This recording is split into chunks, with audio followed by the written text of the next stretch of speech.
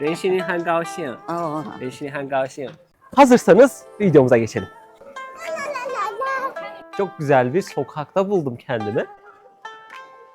Büyük bir Katolik kilisesi de yer alıyor. Ne hal? İyiydiler ve köklü bir aile oldukları için de insanlar kepeklerini böyle kapatıyorlar. O halde ben hızlıca karnımı doyurup geliyorum dostlar. 在这个地方工作吗？是在利雅图日去工作。 Çin aslanı heykeli görebilirsiniz. Bu şey. Betimlenmiş küçük heykeller var. Domuz başı, alkolleri, baycioları 15 yuan ödeyerek saçınızı kestirebiliyorsunuz. Domuz başı var.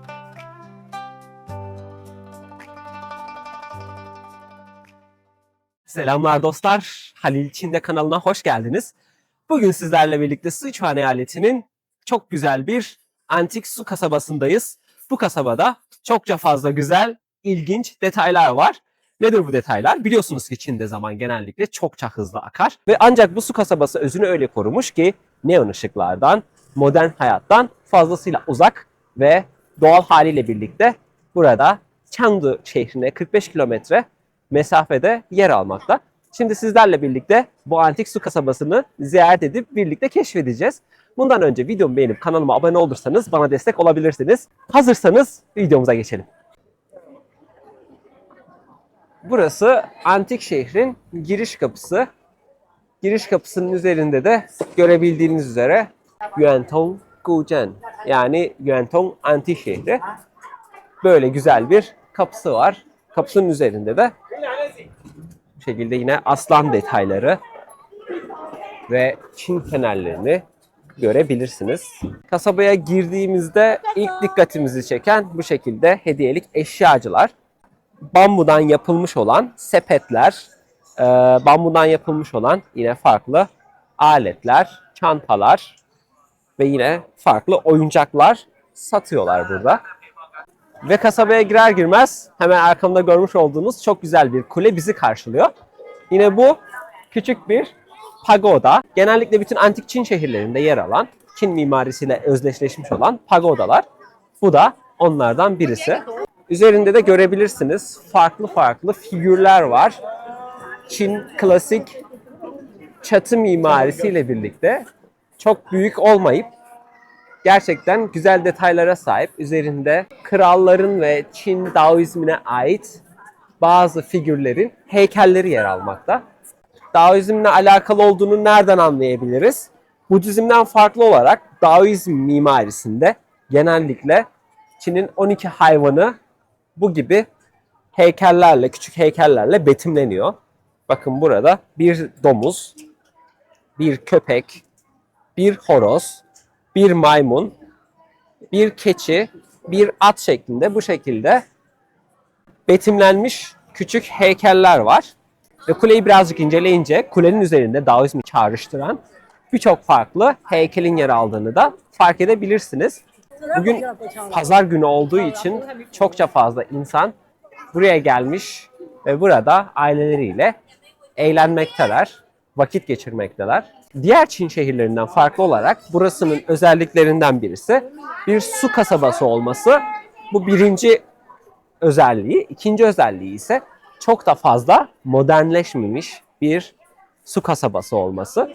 Yani özünü çokça iyi korumuş ve bugüne kadar modernleşmeden gelebilmiş. Burada dikkatimi çeken çok güzel bir yapı var. Bu yapının içine gireceğiz birazdan. Ancak yapının içine girmeden önce bizi kapının hemen iki tarafında karşılayan büyük devasa ahşap vazolar yer almakta. Vazoların üzerinde yine Çin ejderhalarının betimlendiğini görebilirsiniz. Huangjia Courtyard, yani burası Huang ailesinin köşküymüş ve köşkün girişinde büyük bir avlu bizi karşılıyor. Avlunun her iki tarafında yine balıkların bulunduğu küçük havuzlar var.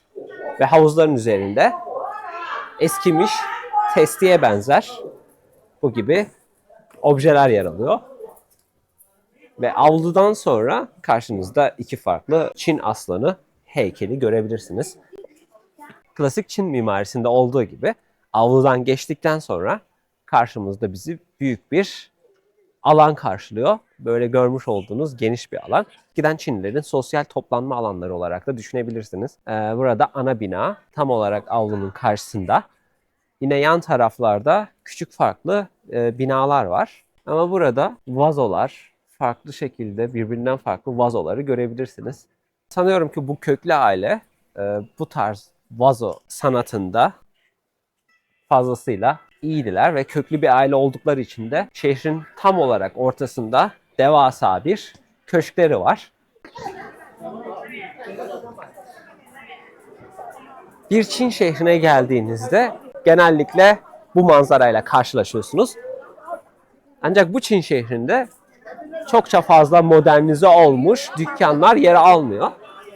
Burada bu küçük evlerde yaşayan buradaki yerli halk bu gibi eşyalarla, hediyelik eşyalarla, küçük dükkanlarla hayatını sürdürüyorlar. Bakın burada bu görmüş olduğunuz şekilleri oluşturarak birbirinden güzel, birbirinden farklı şekerlemeler satıyorlar ve çocukların çokça fazla hoşuna gidiyor. Burada bu şekerleme görmüş olduğunuz gibi bir ejderha. Burada yılan, keçi birbirinden farklı şekillerde ve bu şekerlemelerin şeklini neye göre belirliyorlar diye düşünüyorsanız burada görmüş olduğunuz çarkı çevirerek üzerinde çıkan figürü bu şekilde şekerlemeleri sanata dönüştürüyor ve şekerlemeler buralarda satılıyor. Antik şehrin derinliklerine ilerlerken aslında çok da fazla önemli, çok da fazla dikkat çekici başka bir detaydan bahsetmek istiyorum sizlere. Bu antik şehrin içerisinde büyük de bir kilise var. Ve şimdi o kiliseye geldik. İşte Sichuan'ın derinliklerinde yer alan bu su kasabasının tam ortasında büyük bir Katolik kilisesi de yer alıyor. Bu Katolik kilisesi zamanında Batılı misyonerlerin Sichuan'a çokça fazla ziyaret etmelerinden ötürü burada inşa ettikleri hem Çin hem gotik mimariyi barındıran çok da güzel bir Katolik kilisesi. Ve bu Katolik kilisesi hemen Yuantong antik kasabasının ortasında yer alan meydanda ve meydandaki çay evlerinde insanlar masalarında çayını içerken hemen yanı başlarında da çok güzel eski bir Katolik kilisesi yer alıyor. Gerçekten çok ilginç. Renkleri olsun, detayları olsun fazlasıyla güzel. İşte karşınızda Yuantong Katolik Kilisesi. Hemen sizlere Katolik Kilisesi'nin içerisini de göstereyim. Katolik Kilisesi'nin içi de bu şekilde geniş. Burada ise yine Sichuan yöresine özgü kurutulmuş etler. Bu görmüş olduğunuz kurutulmuş domuz başı. Çok ilginç bir görüntüsü var. Bütün hepsi domuz eti. Bizim Kayseri'mizde, Türkiye'de kuruttuğumuz gibi onlar da burada bu gibi domuz etlerinden yapılmış sucuklar kurutuyorlar. Ve antik kentin en önemli kısımlarından birisine geldik. Burada birçok farklı yerli çay evlerinde çay içip arkadaşlarıyla oyun oynamaktalar. Burada yerliler zamanlarını bu şekilde geçirmekteler. Hemen nehrin yanı başındaki böyle çay evlerinde. Bu ise tamamen Sichuan eyaletinde yaşayan yerlilerin en önemli özelliklerinden birisi. İşte burası Wenjing Nehri. Aslında Qi Nehri olarak da geçiyor. Yani Batı Nehri olarak da geçiyor. Nehrin suları birazcık kurumuş. Ama nehrin hemen yan tarafında görmüş olduğunuz bu çay evleri buranın en önemli özelliklerinden birisi. Burada bir köprü görmektesiniz ve köprünün hemen ilerisinde ise büyük, devasa bir kule var. Şimdi biz de o kuleye doğru hareket ediyoruz.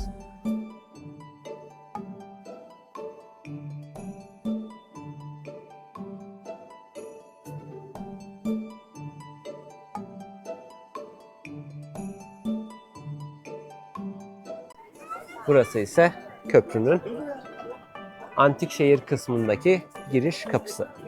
Ancak buraya gelmişken bu çay evlerinde, bu inanılmaz güzel çay evlerinde oturup arkadaşlarıyla dinlenip çay içip eğlenen insanları görünce biraz imrendim. Ve ben de çay içmeye karar verdim.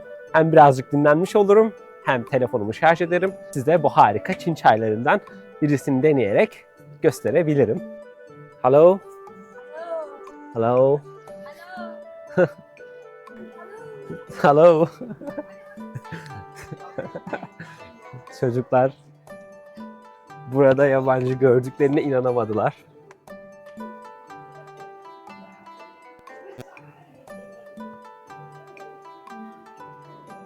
Çay evine geçmeden önce bu inanılmaz manzaralı, inanılmaz mimariye sahip çok güzel bir sokakta buldum kendimi. Bakın burası neredeyse 4-5 katlı bir yapı. Modernizmden izole olmuş bir şekilde burada çokça fazla değiştirilmemiş, yüksek ihtimalle Çin hanedanlığından bu yana da çokça fazla tamir görmemiş, orijinalliğini korumuş çok güzel bir mimarisi var. Ama ne olduğunu tam olarak anlayamadım. Giriş kapısı da kapalı maalesef.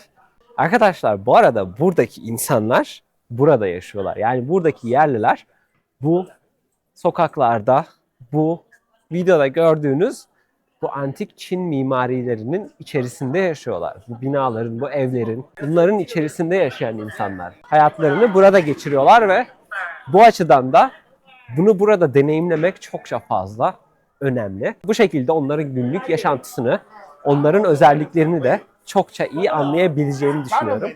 O kadar eskiler ki tamamen ahşaptan yapılmış, orijinalliğini korumuşlar. Hemen karşısında ise taştan yapılmış güzel bir yapı var. Size şöyle göstereyim. Yapının üzerinde ise Guangdong Huiguan. Yani buraya gelen kantonların Guangdong eyaletinden gelen, ticaret yapan kişilerin burada kurmuş olduğu bir lonca binası diyebiliriz. Bunun bir benzerini Chongqing şehrinde görmüştük. Bu gibi yapılar Çin şehirlerinde çok sıklıkla gördüğümüz yapılar ve genellikle nehir kenarlarında inşa ediliyorlar. Neden nehir kenarlarında inşa ediliyorlar? Guangdong eyaletinden buraya nehirler üzerinden ziyaret gerçekleştirip ticaret yapabiliyorlardı. Guangdong eyaletinden buraya geldiklerinde bu gibi büyük lonca binalarında kalıyorlardı. Hem bir dernek görevi görüyordu, hem kalacak otel görevi görüyordu. Ve tabii ki çok eski tarihlerde yaşanan büyük Sichuan depremlerinde çok büyük nüfusun kaybedilmesinden ötürü de Guangdong eyaleti gibi Çin'in doğusundan birçok farklı yerden de buraya göçler yapıldı. Ve bu göçlerde de yine Guangdong eyaletinden gelen birçok insan oldu. Bu lonca binaları bunlar için de kullanılmakta. Burada dikkatimi çeken çok büyük bir şey oldu. Bu bir domuz başı. Domuz başı var. Yine bu binada arkamda görmüş olduğunuz gibi büyük bir tiyatrosu mevcut olan binalardan birisi. Çin operaları, Çin tiyatroları bu gibi bölümlerde yapılır. İnsanlar bu avluda oturur ve onu seyreder ve bu şekilde birlikte eğlenirlerdi. Bakın burası giriş kısmı ve giriş kısmının hemen üst kısmı Çin operalarının yapıldığı alanlar. Ve burası çok güzel bir kapıyla Yuantong Antik Şehri'nin hemen yanı başında yer almakta.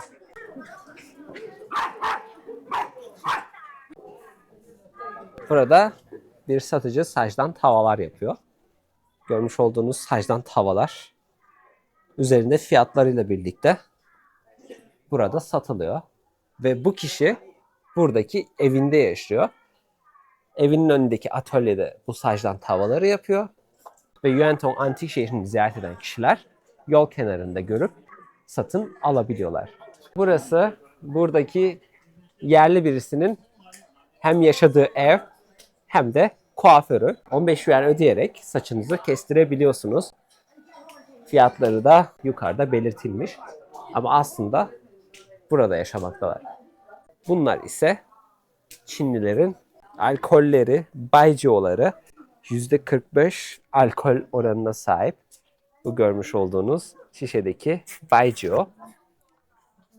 Yine bu da bir büyük şişe. %38 alkol oranına sahip. Burada birbirinden farklı alkoller var. Peki baijiu nedir? Bilmeyenler için söylüyorum. Baijiu pirinçten yapılmış çok ünlü bir Çin içkisi. İnsanlar Çin'de baijiu tüketmeyi çokça fazla seviyorlar. Ve Çin kültürünün önemli parçalarından birisi. Yani buraya geldiğinizde kendinizi antik Çin döneminde hissetmemeniz için hiçbir yol yok. Pazar günü olduğu için çok fazla turist var ama hepsi yerli turisti farkındaysanız. Burası ulaşım açısından da biraz zor bir yer. O yüzden çokça fazla turist, yabancı turist ne yazık ki burayı ziyaret edemiyor. Çok bilinen bir yer değil.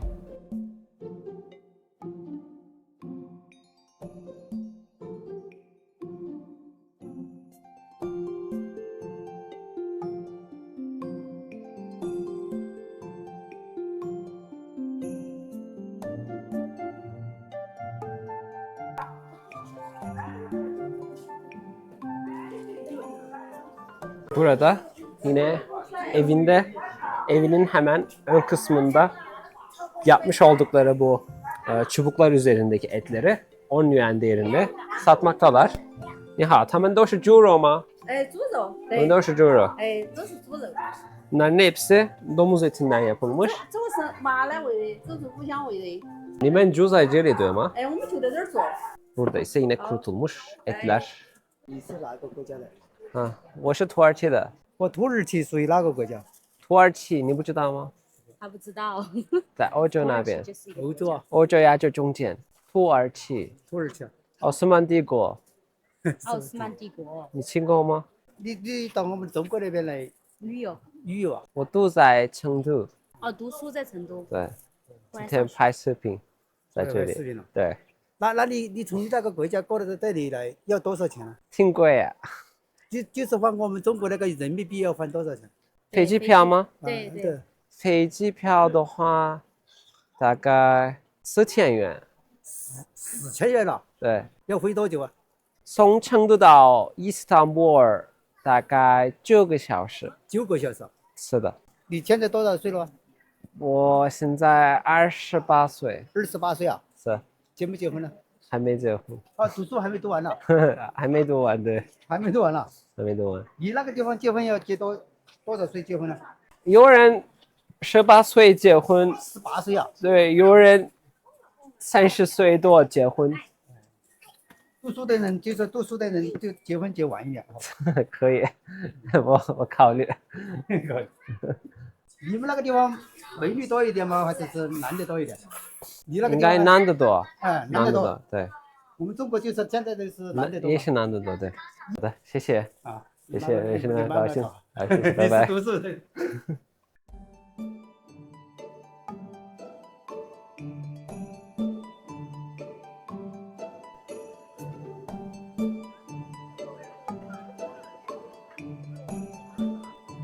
Burası yine bir tıpkı bizdeki kahvehaneler gibi düşünebilirsiniz. Çay evlerinde insanlar tıpkı bizde okey oynamak gibi Mahjong isimli oyun oynamaktalar.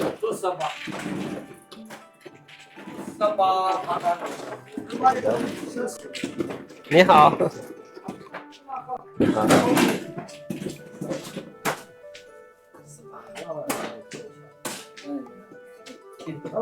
Bu şekilde bet de ortaya koymaktalar. Kumar burada illegal ama böyle küçük yerlerde insanlar küçük küçük böyle betler koyarak tıpkı bizdeki okey gibi Mahjong isimli geleneksel oyunlarını oynayıp çaylarını içmekteler. Tıpkı bizdeki kahve kültürü gibi. Arkadaşlar şimdi çay evinde çayımı sipariş ettim. Tam bu sırada içeride Mahjong oynananların arasında bir teyzemiz benimle tanıştı.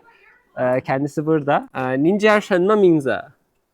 刘建坤， Liu Jiankun. 哦， 您几岁啊？ 88您88岁。啊，他是麦克。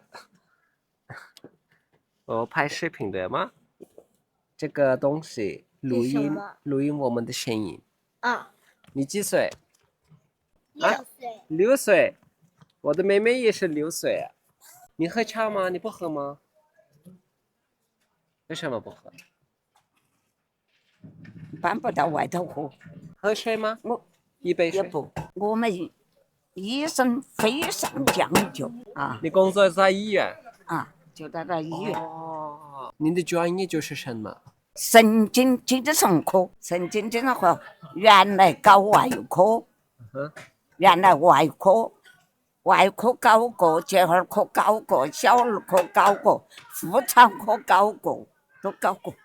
妇产科接生，嗯哼。接生，我们里头有几个都是我接的生。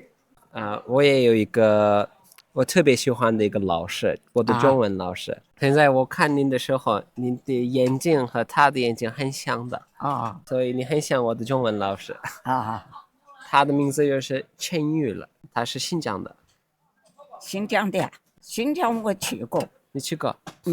新疆我们有侄儿媳妇、侄孙母们都在新疆。他是原来在新疆去那个开种棉花啊，新疆的棉花就是那个衣服那个棉花，懂得没有？理解了，懂了。棉花嗯哼。种棉花。你知道土耳其吗？你听过土耳其吗？没有去过。我知道过新马泰。新马泰。你知道我的国家吗？土耳其嘛。土耳其，对对，土耳其。我今年子到过那个贵州那个大瀑布，你去过没有？贵州。贵州哦，那个大瀑布，我去爬山。你有几个孩子？一个月。我们在土耳其有一个文化啊，你比我很老，所以我们土耳其人和老人特别尊重他的。所以我们把他们的手亲，这样可以不可以？认识你很高兴。好的，谢谢。一路平安。非常感谢认识你，谢一路谢。平安。一路平安，谢谢你，拜拜。拜拜。Bay bay. Bay bay. Az önce çok tatlı yaşlı bir teyzeyle karşılaştım. Kendisi 1938 yılında doğmuş. Uzun uzun sohbet etme imkanımız oldu. Anlatırken çok tatlı, çok hevesliydi. Tesadüfen bana selam verdi. İngilizce olarak hello diyerek. Güzel oldu. Uzun uzun konuştuk. Şimdi ise yolculuğumuza hiç hız kesmeden devam ediyoruz. Çok güzel bir köprüdeyiz. Çok güzel eski bir köprüye geldik. Hemen köprünün arka tarafında Yuantong Pagodası yer alıyor. Neden bilmiyorum. Giriş kısmını kapatmışlar ve o tarafa giriş yapılamıyor. Yine köprü üzerindeki bu küçük detaylar fazlasıyla önemli. İsmi Yongli Köprüsü'ymüş.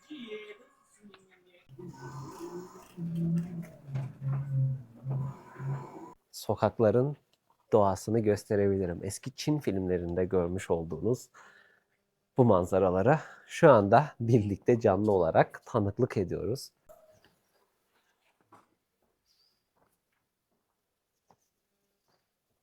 Bazı kısımları hani o kadar eski ki gerçekten çok güzel, çok sessiz. Ayrıca sokaklardan geçerken şimdi biz evlerin dış duvarlarını görüyoruz. Ancak içerilerden hayvan sesleri de geliyor. Genellikle domuz seslerini duyabiliyorum. Bazı insanlar kendi evlerinde de domuz besliyorlar. İşte Çin'de doğallığını korumuş geleneksel bir Sichuan su kasabası bu şekilde görünüyor. Burada da mahjong oynayan yine farklı bir insan grubu.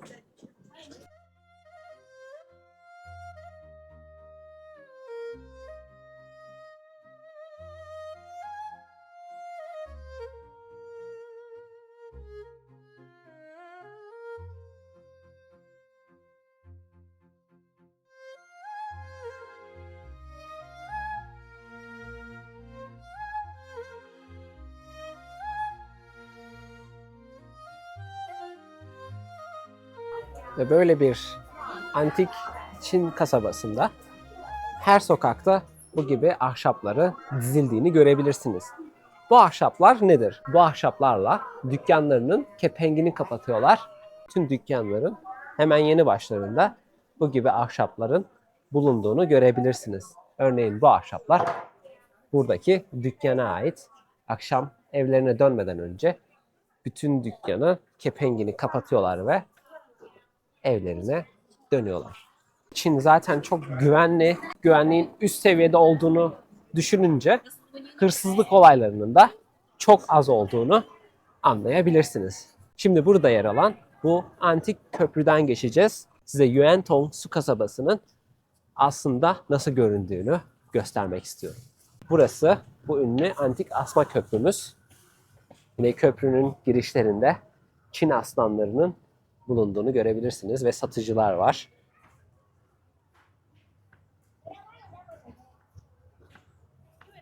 Ve burası Huijiang Köprüsü.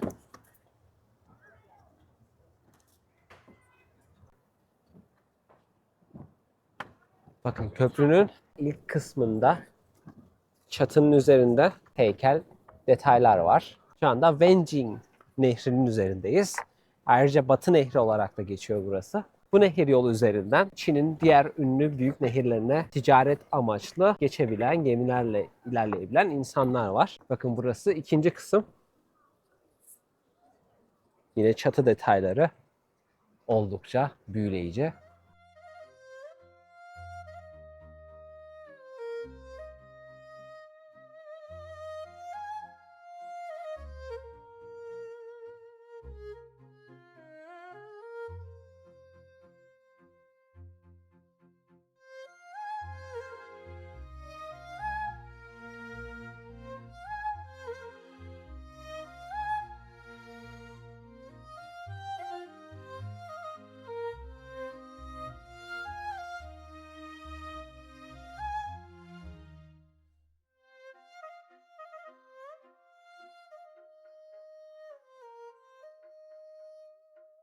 Hava kararmaya ve antik şehirde ışıklar yanmaya başladı. İnsanlar da yavaş yavaş azalmaya başladı. Bakın burada mandalina satan iki kişi görüyorsunuz.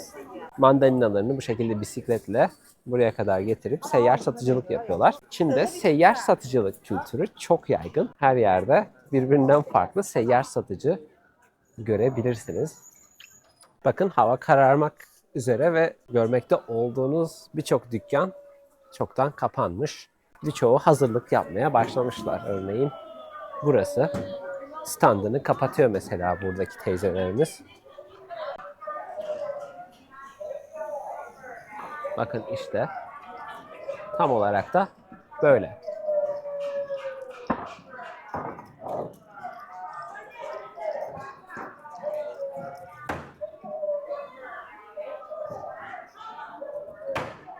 İşte Çin'de antik şehirlerde insanlar kepeklerini böyle kapatıyorlar. Arkamda farklı örneğini görebilirsiniz. Aslında karnımı doyurmak istiyorum ama yoğunlukla domuz eti satıldığı için ne yiyeceğimi bilmiyorum. Burada ekmek arası atıştırmalık satan bir dükkan var. Bakalım biz ne yiyebiliriz? 你好，OK，你好，你好。一个北京烤鸭卷，没有了，没有吗？哎，对不起，有没有牛肉？它是牛肉吗？这个不是牛肉，这个是猪肉，自己做的卤肉，这个是牛肉，这个是牛肉。哎，它风干了，这个呢？鸡肉吗？这个是鸡柳，鸡柳。这是土豆，这是土豆丝，鸡肉卷吧。鸡肉卷吧， 因为我不吃猪肉. Şimdi eline eldivenleri taktı. Görmekte olduğunuz gibi. Bir parça hamur aldı. Etrafını yağ ile kapladı. Ve makinenin üzerinde yağ ile kaplayıp hamuru oraya ekledi. 鸡肉，啊，一个里脊，一个哎，好的，马上啊，我跟他做了就给你走。可以可以。 Ve ısıyla pres makinesinde hamuru dümdüz bir şekilde oluşturdu. Bu bizim lavaş ekmeğimiz oluyor. Tabii lavaş gibi değil. İçeriğini tam bilmiyorum. Dümdüz bir şekilde hazırdan lavaş yaptı. Bu görmüş olduğunuz lavaş presi makinesinde. 对，哪个国家给？ Tuarçi. 土耳其的，哇，土耳其的中文很棒哎。谢谢。你们知道土耳其吗？知道。有时候去玩儿，啊，去过吗？还没去过，还没去过准备去玩儿。你中文好好，啊，谢谢他中文好谢谢。对，中文好，我这样来交流。那几岁啊？几岁？5岁。 5岁。嗯，你呢？你几岁？ 9岁， 9岁。我的妹妹也是6岁。哦，对他妹妹6岁了。那个香菜和葱你要不要？可以，可以要吗？辣椒？可以，辣椒也可以。哎，可以。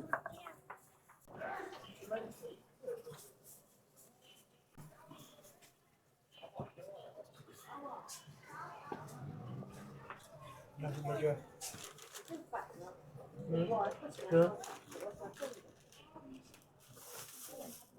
块钱。 6 块. Okey,谢谢. Bu görmüş olduğunuz 6 yuan arkadaşlar. Akşam yemeği yememiştim. Akşam yemeğimizi de aldık. Bu şekilde küçük bir tavuk etli dürüm oldu. Çin tarzında tabii. Oturup dinlenip yiyebileceğim bir yer arıyorum. Kilisenin oraya gidelim şimdi. Kilisenin önündeki çay evlerinde müsait alanlar vardı. Çin'de şöyle diyorlar. Lao Wai. Ay yabancı.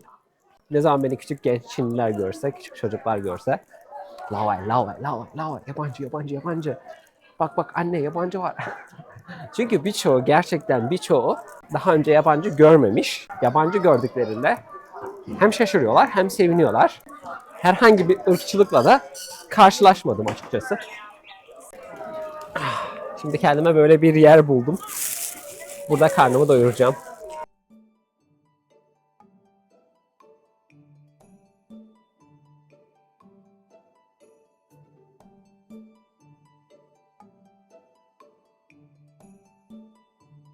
O halde ben hızlıca karnımı doyurup geliyorum dostlar. Videodan ayrılmayın.